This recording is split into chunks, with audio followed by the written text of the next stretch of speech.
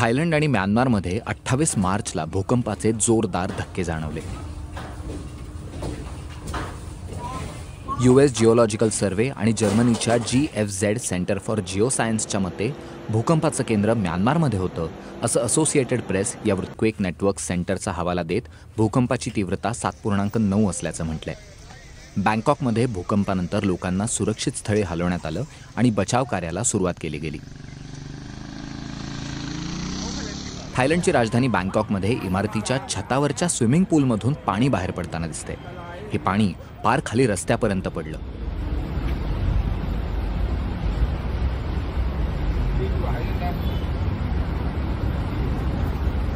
भूकंपाचे धक्के बसताच थायलंडमधल्या सरकारनं आपत्कालीन बैठका घेतल्या. चीनमध्येही या भूकंपाचे धक्के जाणवले. सोशल मीडियावर असे अनेक व्हिडिओ शेअर करण्यात आले.